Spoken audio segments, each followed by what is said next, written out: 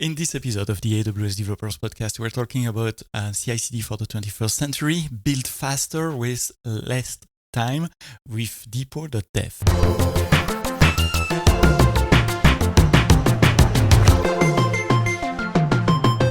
Good morning. Thank you for joining the AWS Developer Podcast. We're available, as you know, every Friday morning in all good podcast applications, Spotify, Deezer, Amazon Music, YouTube, you name it. If it is a good podcast application, there is a good chance that you will find the AWS Developers Podcast. We're talking to developers, talking about tools for developer today, and one of my favorite categories of tools is building and testing CI/CD, and that's what you do, Jacob, at Depot.dev. Jacob, Gillespie, your co-founder and CTO of Depot.dev. Thank you for being here in the podcast today. What is the business challenge you're trying to tackle when you found Depot.dev 3 years ago? Yeah, thank you so much for having me. We founded Depot 3 years ago. My co-founder and I were platform engineers at the time, and we're kind of facing the problem that we solve, which is like slow builds. Slow builds can be in CI or in development. And slow builds, besides being annoying, kind of just slow everything down. So we built Depot originally as kind of like the tool we wanted to use after spending our day jobs sort of fighting slow CI. But on one side, we have machines that are more and more powerful with more and more dependencies as well. What are, according to you, the reason why builds are still slow here in 2025? Mm-hmm. Yeah, I think that there's a few different aspects to that. Definitely, like, while machines have gotten faster, software has gotten larger. Another thing that we originally noticed at the beginning was most CI/CD systems sort of have, I would say, like an impedance mismatch between like builds themselves and what they need to be fast. So if you think about like a CI environment is usually very ephemeral, like it spins up. Typically, everything. we create a container, download all the dependencies, compile, test, and that's it. Yes. And that act of rehydrating the ephemeral environment and saving its state later can often be even slower than the build itself. So our original products focused on container builds and specifically on making them incremental. So skipping that sort of hydration and cache saving step. And giving like a container build compute that was actually tailored to what it needs to be quick. But you said it was the original idea. So. Yes. So these days we have expanded quite a bit to software builds of any type. So we built our first product around container builds specifically, but then took the architecture that we built there to make container builds fast and applied that to like CI in general. So today we have integrations with CI systems like GitHub Actions or build tools like Beetle or Grazel, things like that. So what's the result that your customers are observing when they adopt your tool? Yeah, there are some rather fun stories. So we have a customer that was actually a customer at the very beginning who was building container images in CI, and they saw speed up of 40x. So they went from like nearly an hour build or longer to just a couple of minutes. So it can be quite dramatic. Yeah, this is super important when you're paying your build time by the minute as well, like you do on AWS Code Build, for example, or GitHub Actions, I guess. Any cloud environment where it's not available 24/7 will benefit from that, not only from a performance perspective, but also from a cost perspective as well. So what is the magic? Can we, in the next 20 or 30 minutes, uncover what's behind the scene? How do you achieve such an impressive result? Yeah. So I would say overall, we do this by looking at like every level of the stack and optimizing that particular level.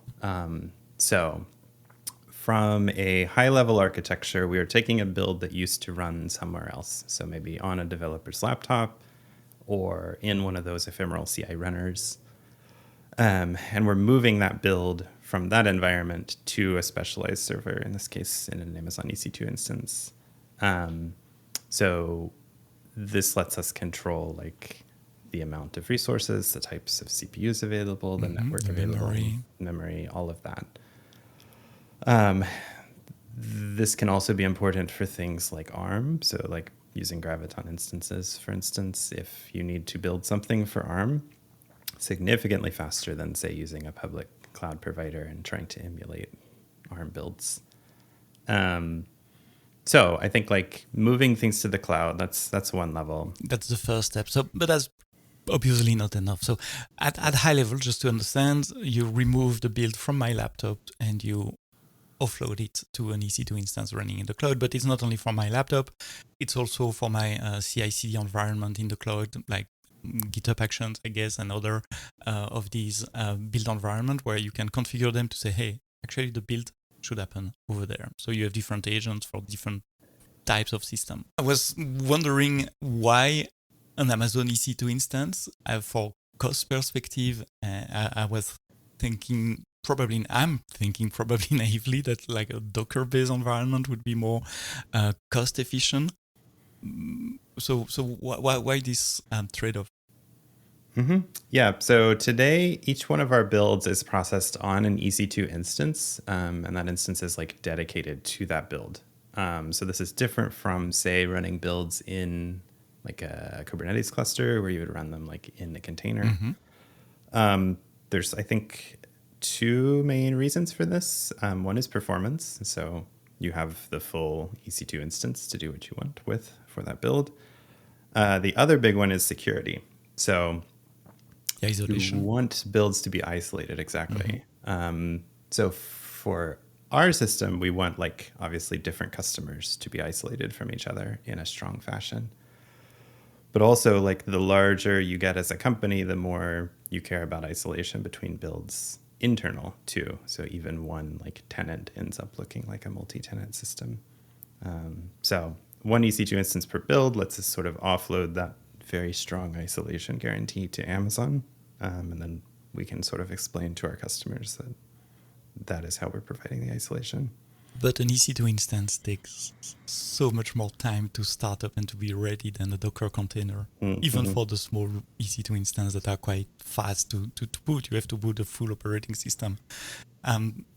So you pre-run them, you keep them warm, ready to serve your customer request. Yes. So a lot of the fun that we've done to optimize the system is around the starting of EC2 instances. So as you may be aware, like if you start an EC2 instance from scratch, like that can take some amount of time, like say 60 seconds or so. That could be okay for some types of builds, but a lot of our customers and a lot of the build types that we're running need to be quicker than that. You can also think of like multi-step builds. So if you have pauses between each step, they begin to add up. So yeah, we have a system that runs EC2 instances once to kind of like warm them. So very similar in concept to a feature of autoscaling groups called warming pools, where instances are started. And what that does is that does a lot of the setup of like the disk image, the AMI, the EBS volume, all of that happens sort of out of band. And then we stop those instances. And then when a customer build request comes in, we pick one of those that's been warmed and start it. And this can cut like the start time down from 60 seconds to say under 5 seconds. But you stop the instance, so you do not keep a pool of warm up and running instance ready to serve customer requests, just in case. Exactly. Yeah, we could do this. This is somewhat of a cost optimization on our side. But since we allow like each build can specify like the type of compute it needs, this means that like difficult. yeah, every possible instance type, right? So actually make use of the ability to modify an EC2 instance type when it's in a stopped state. So we can pick the type right when the build request comes in and then start that instance very fast. And decide to start so that disk image that has been ready and just pause with more memory or less memory depending on that specific request from a customer. It means that from two different builds from the same project, the customer can specify different size of EC2 instance. Exactly. Yeah, different size or different CPU type. I'm still thinking about your cost. uh, that strategy involve having a lot of EBS volumes ready to power the machines that you're going to turn on when you have a customer request coming in. So it increases your storage cost quite a lot. Hmm. Yeah, you can think about like we're effectively auto scaling the number of warm instances or warm EBS volumes we Mm-hmm. keep around. So we are able to somewhat predict our build volume throughout the day.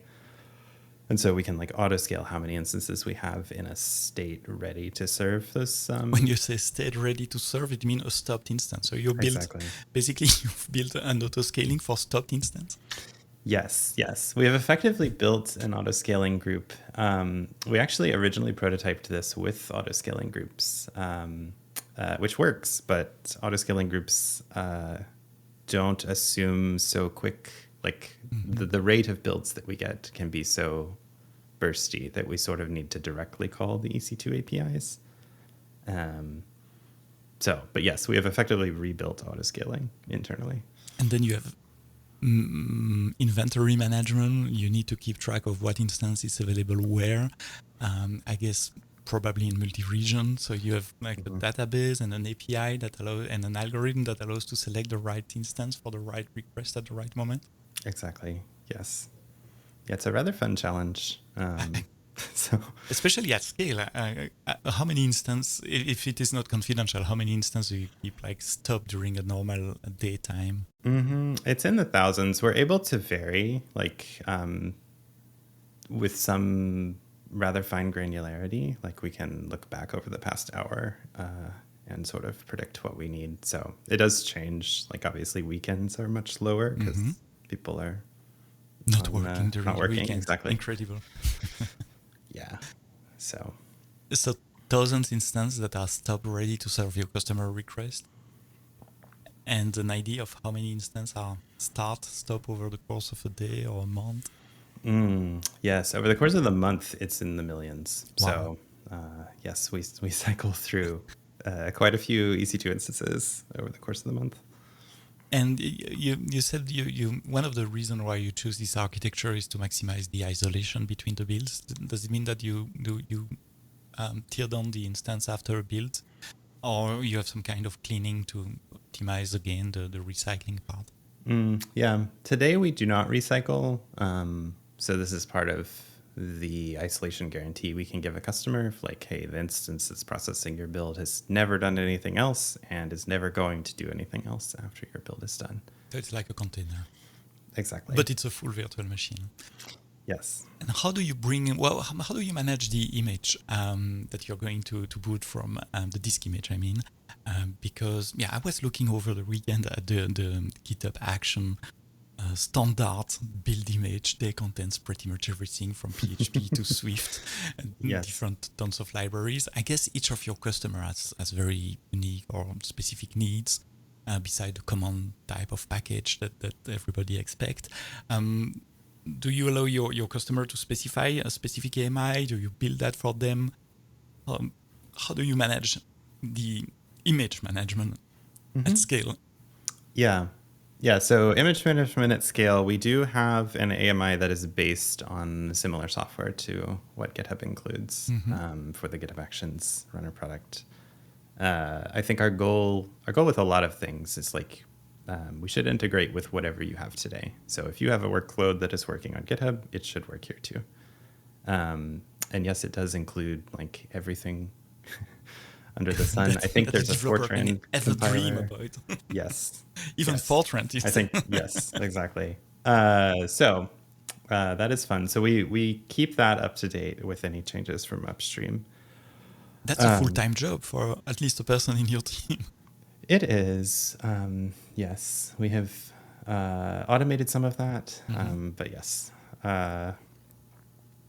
So that is our base image. That is the image we use for what I would say like the common pool of runners.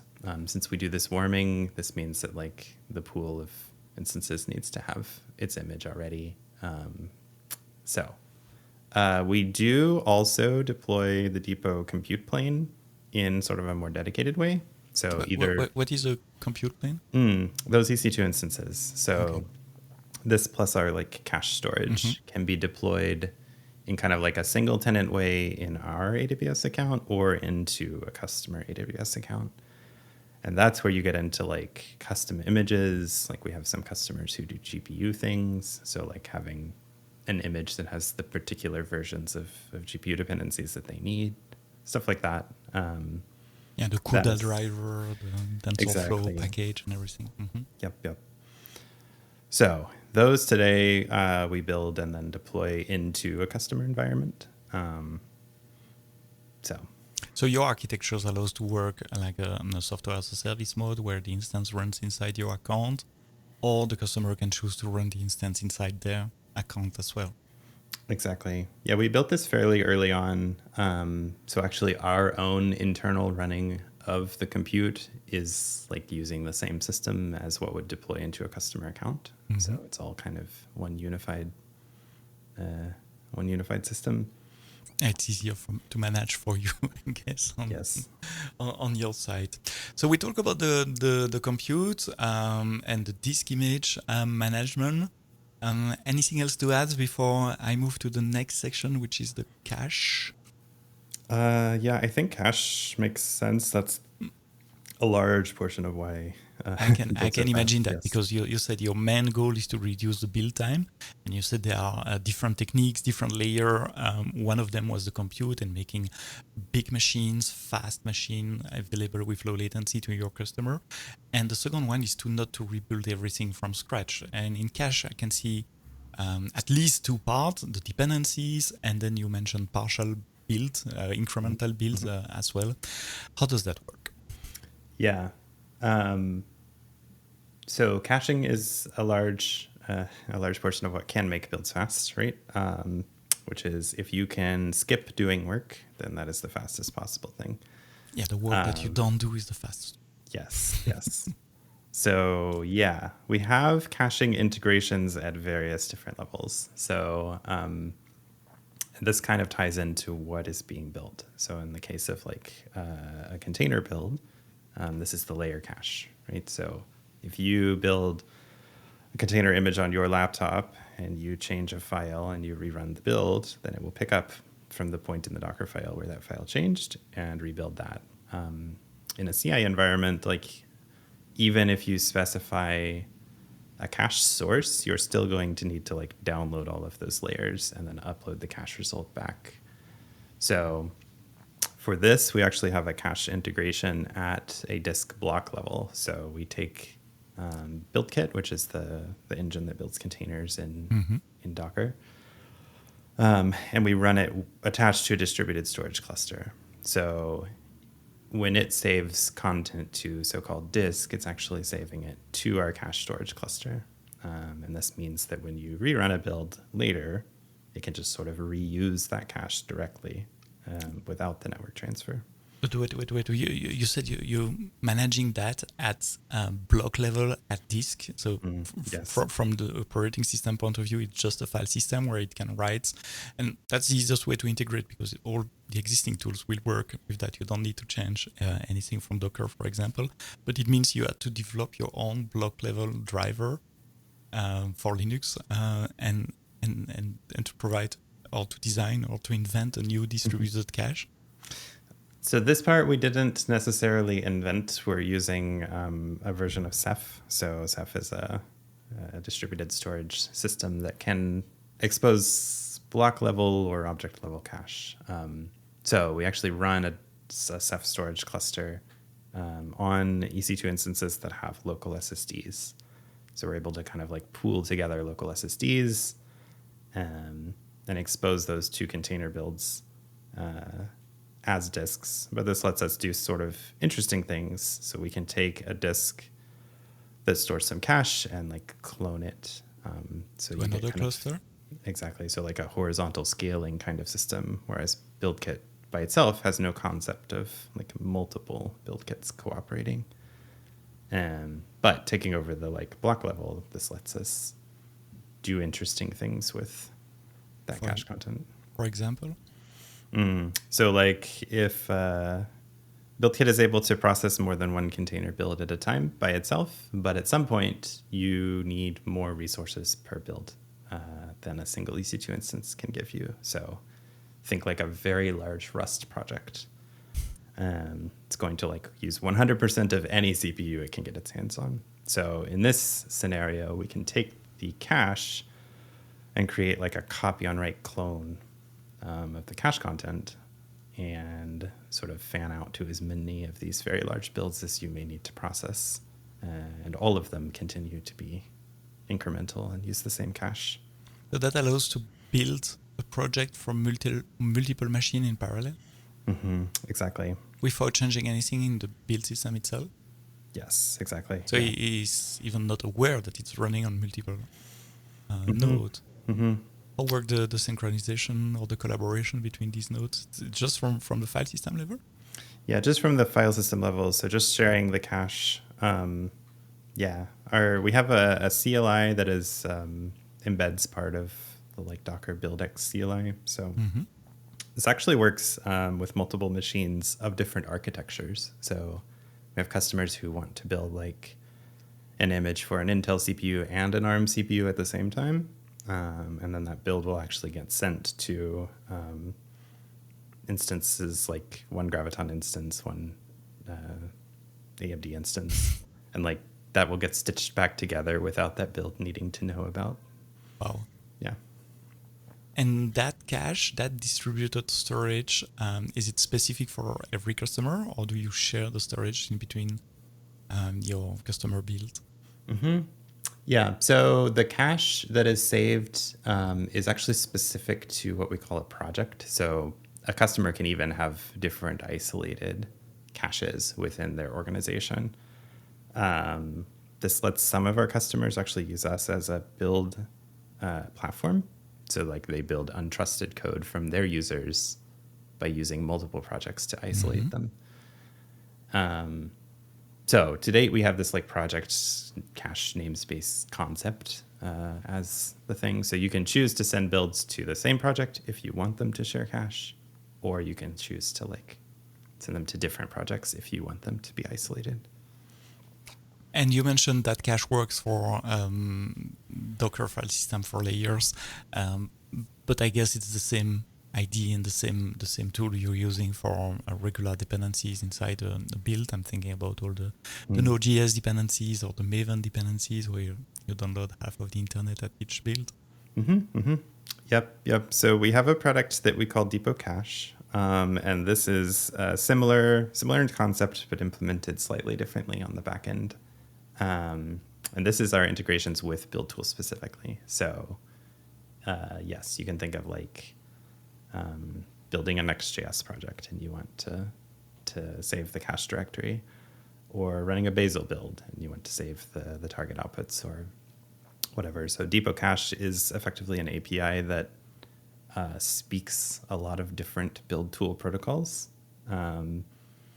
And then you can either configure your build tool to talk to that, or in our GitHub Actions runner environment, we like pre-configure those build tools to talk to Depot Cache. So ultimately, that is object storage. We do some tricks to speed up the reads and writes to object storage, but yeah. When you say object storage, I'm thinking S3. S3, exactly. That's correct. Yes. So the concepts are the same, but this one for the cache for the dependencies, it's not implemented on local extra low latency, local SSD storage inside the EC2 instance, but you're leveraging Amazon S3 to do that. Did I understand correctly? Yes, exactly. Kind of block level is needed for containers because of how they interact with the file system, but not needed for build tools where they do have a concept of saving individual cache results. File by file. It's never a portion of a file. It's either the whole file or other thing. And then you mentioned incremental build. Then for that, we are back to the disk level, block level cache, just like for Docker. Yes, I think caching in general is what enables the incremental builds. I think you get into specific optimizations for specific tools. So we have an integration with Go, for instance. Go can use a remote cache for builds. However, if you naively implement this with S3, then you end up with quite a lot of back and forth requests, kind of a lot of latency with like saving small artifacts or not. So what we do instead is we effectively like bundle results. So in the Go build, like it produces some cache, and we end up bundling multiple results into one sort of cache bundle. And then we can sort of predictively say, okay, you're starting a new build from scratch. You likely need content from these bundles. We will preload them. So this makes the Go build process incremental. It doesn't slow down with the like high overhead of small requests to the Go compiler. It's just like things are available on disk for it that it expected to find. Yeah, they didn't even realize that you're moving things around. Yep. Below their feet. When I talk with developer, one of the key aspects of a CI/CD system as well is the observability of what's happening there. What are your specific challenge or the way to address this observability challenge for your customers? Yeah, I think observability is more important even than people think. Like a lot of the value we got in our very original container build product, originally we were thinking, okay, cool, like we need to add a lot of magic to the product, right? Like, and then what we learned early on is like simply giving developers the information about what happened is like, orders of magnitude better than what they already have. And there's a lot that you can do with just like knowing what happened in the build. So yeah, we have built various degrees of like, see what happens in the container build case. It's like, cool, we need to surface some of the internal details of what BuildKit is doing so that you can like go and look at a step and see like how long did that step take to compute? Has this changed over time? Why did the cache invalidate? Things like that. We actually just released for GitHub Actions the ability to see all of the logs, search all of the logs of all of your jobs, as well as see CPU and memory metrics.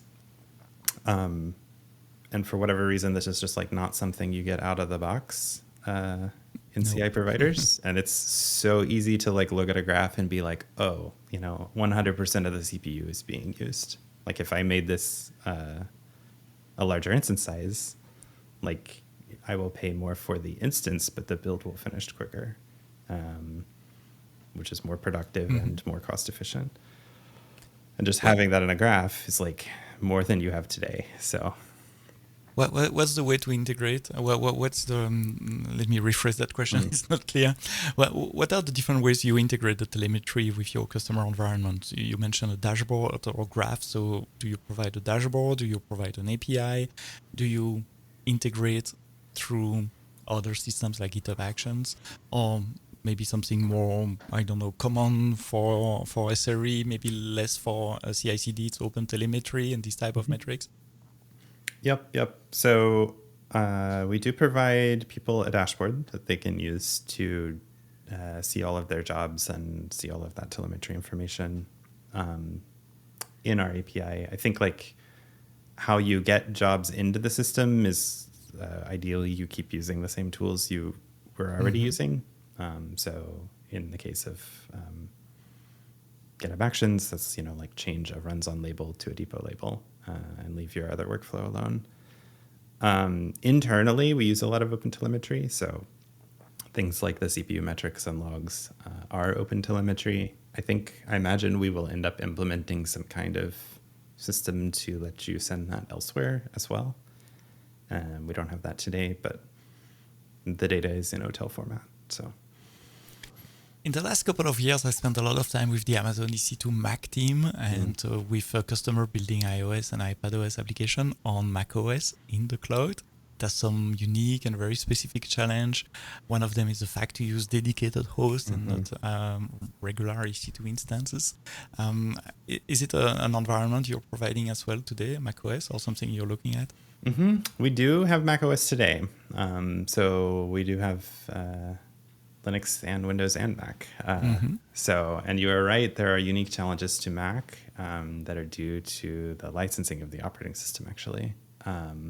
So, for Windows and Linux, like we have a perfectly auto-scaling system, right? Like as long as Amazon has capacity, we can launch an instance and, a customer build is served. In Mac, there is a minimum reservation period of 24 hours. 24 hours due Yes. to Apple licensing on macOS. Exactly. Mm-hmm. Yep. So this looks more like a metal host, right? Where you like spin up a host that stays on all of the time, and then you launch a VM inside that host for a given job.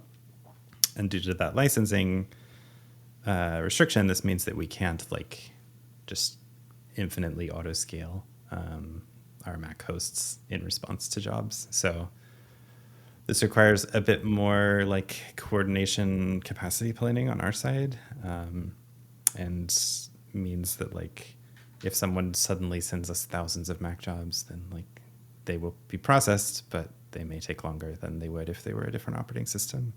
And you managed to integrate the cache as well, the SAF layer Yes. on macOS? Yes, the cache works as well. I should also mention, I don't know if we mentioned this or not, we did some fun things with disk to speed up disk I/O. So rather than disk I/O immediately going to disk like EBS, it actually goes to memory first. This can be like very efficient for CI jobs if you were... It's a RAM disk, no? Exactly. It's like a RAM disk that spills over to a real disk. So this significantly speeds up anything you're doing in CI, especially if it fits in the size of the RAM disk. Yeah, and we ended up implementing this on both Linux as well as Mac in different ways, but the same functionality in the end. What does it entail? Because you're mentioning that like casually, but in my mind it means developing a kernel driver to provide a file system API, POSIX API to the process to write in the RAM, and then overspill, as you said, to the physical disk or physical, EBS disk. That's it. You have to. It's a new device driver that Depot.dev developed. Effectively, yes. On Mac, this is a whole bunch of custom C code, which is a whole lot of fun. On Linux, we get a little bit nicer environment if we can stitch pieces of LVM together to kind of get what we want in a similar way. But yeah, we effectively have like a RAM disk that takes writes first, and then content is shuffled out of the RAM disk to the real disk. Asynchronously? Exactly. So if things stay within the size of the RAM disk, they get like full memory speed, like multiple gigabits per second of throughput, which is really nice. And then if you do things greater than the size of the RAM disk, then it asynchronously moves to the real disk. And sorry, it triggers tons of questions. Can you swap part of, if suddenly the build process is not focusing on the same set of file, can you move that part out of the RAM, load from the real disk, and continue to work on that new part in the RAM?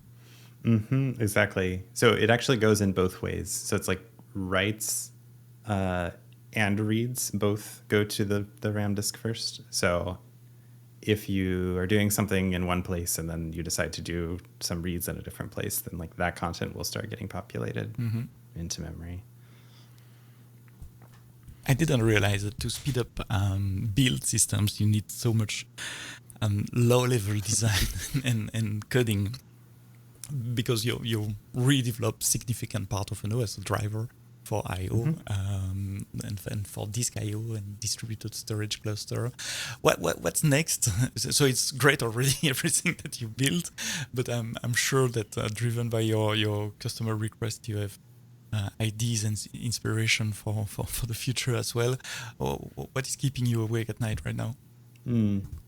Yeah, so we, as far as what's next, like we have integrations with build tools today. We continue to like expand I guess we could say like computing caching and observability of what's happening, we continue to like improve that on all of our different integrations. So GitHub Actions and Docker and Bazel, for instance, we do caching but not remote execution today. So continuing to expand our coverage of like the things our customers want to build. I think we're looking at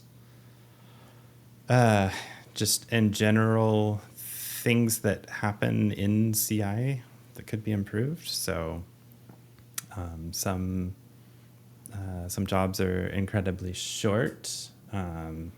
Some things like tests are currently taking forever. So just thinking about like what are the bottlenecks between code written by a developer, code written by an AI agent, like what are the things that are keeping that from going from the code into production, and where are the bottlenecks in that sort of delivery pipeline. So to continue to monitor the pipelines of your customer and to see layer per layer, step by step, where it's possible to improve and at what level to improve. Exactly. I have a naive questions as well, because we are talking about future improvement. I'm still on the idea of having an EC2 instance per build, so a full virtual machine per build.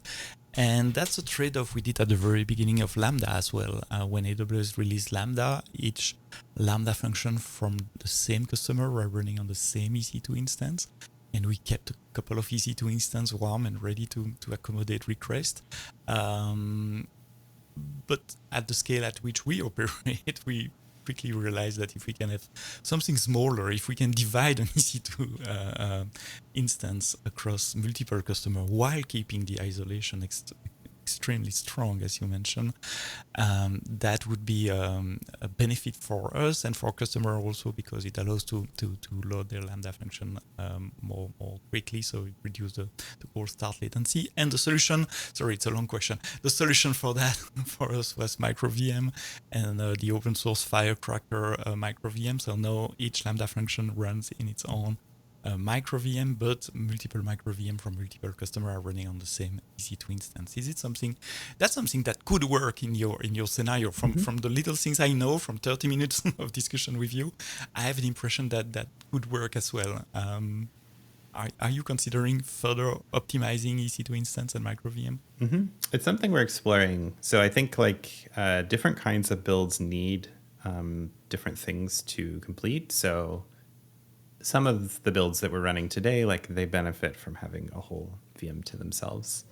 Other types of things, let's say, are far more lightweight and would benefit in the same fashion as Lambda from like being able to start extremely quickly or parallelize to a large degree.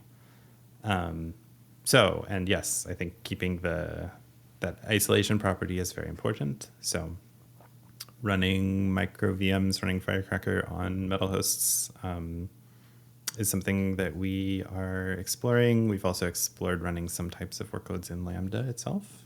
Yes, why not? Yep. For smaller workloads that runs in less than 15 minutes. Exactly. I think overall we're trying to drive build times down to instant. So anything that we can do that sort of achieves that, like extremely quick, like the thing you used to spend minutes doing, but now I can just take advantage of the cloud to run at a much higher speed. Things that we're exploring for sure. And do it in seconds instead. Build faster and waste less time. That's the headline on your website. It's depot.dev, and the link is available, of course, in the notes of this episode. Thank you, Jacob, for your super clear explanation about something that is much more technical than I imagined at first, from EC2 instance management to storage management and cache management, fleet management, AMI management. That's a small peek at what's happening under the cover in your architecture. Jacob Gillespie, your co-founder and CTO at Depot.dev. Thank you very much. Thank you for having listened to this episode until the end.